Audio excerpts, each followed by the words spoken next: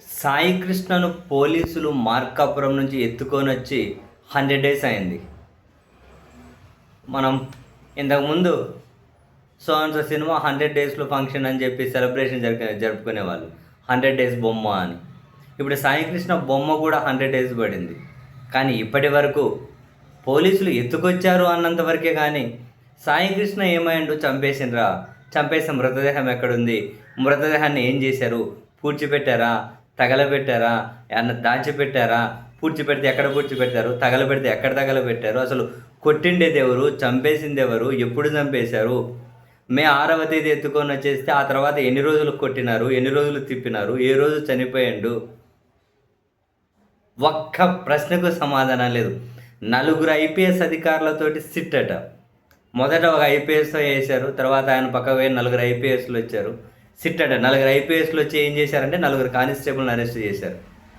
4 ఐపీఎస్లు వచ్చి 4 కానిస్టేబుల్ని అరెస్ట్ చేశారు. ఆ సిఐ నాగరాజుని అరెస్ట్ చేశారు.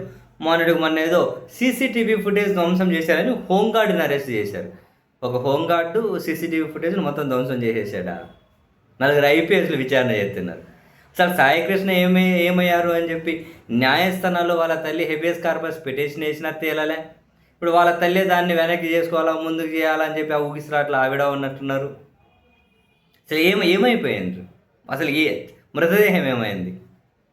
పోలీస్ స్టేషన్లో సీసీటీవీ ఫుటేజ్ ధ్వంసం చేస్తే ఆ పోలీస్ స్టేషన్కి వచ్చిపోయే దారిలో ఎక్కడ సీసీటీవీ ఫుటేజ్లే లేదా? అవన్నీ ఏమైపోయాయి? అసలు police station CCTV footage retrieve ఎందుకు చేయలే? ఆ దారిలో ఎక్కడ సీసీటీవీ ఫుటేజ్ దొరకలేదా? సాయికృష్ణను పోలీస్ స్టేషన్లో కొట్టి పోలీస్ స్టేషన్లో చంపేసి పోలీస్ స్టేషన్లో తగలబెట్టేసిండ్రా.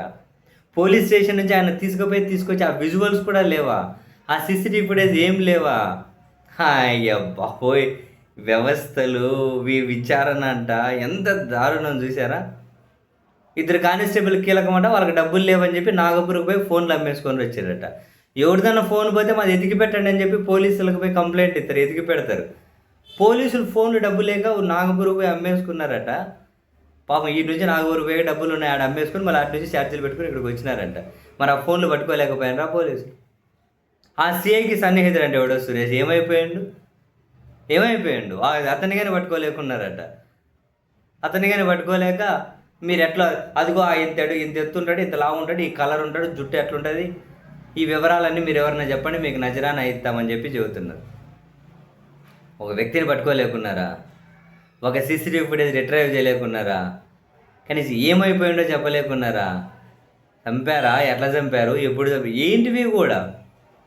మళ్ళీ సిఐ నాగరాజుని కస్టడీలో తీసుకుని విచారించారు, 4 కానిస్టేబుల్ని విచారించారు.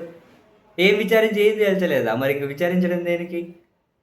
మళ్ళీ నాగరాజు బెయిల్ పిటిషన్ కూడా అప్లై చేశారు, బెయిల్ పిటిషన్ కూడా వేసుకున్నారు. ఒక పౌరుని తీసుకొని వచ్చి అసలు ఎందుకు తీసుకొచ్చారు? ఏదో కేసులో వ్యారెంటా? మరి కోర్టుకి అది తీసుకెళ్ళాలి.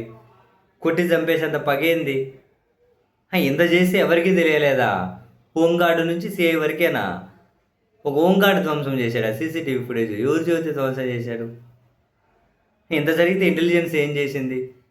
ఆ పైన అధికారులు ఏం చేశారు? ఎవరి ప్రమేయం లేదా? ఎవరికి తెలియదా? మరి విచారణ సంస్థ ఏం చేస్తుంది?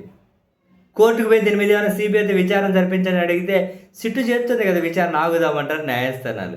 సాక్ష్యాలన్నీ పోయిన తర్వాత కోర్టుకి అనిపించలేదేమో. అవును, సీసీ ఫుటేజ్ ఏమైంది, ఎక్కడ కొట్టారు, ఎక్కడ చంపారు, ఎక్కడికి తీసుకెళ్లారు, మిగిలిన సీసీటీవీ ఫుటేజ్ ఎందుకు రిట్రైవ్ చేయట్లే, ఇవి కూడా ఏమి కోర్టుకి అడగట్లేదా? హైలైట్ అయ్యా నిజంగా, ఏ మాట కానీ.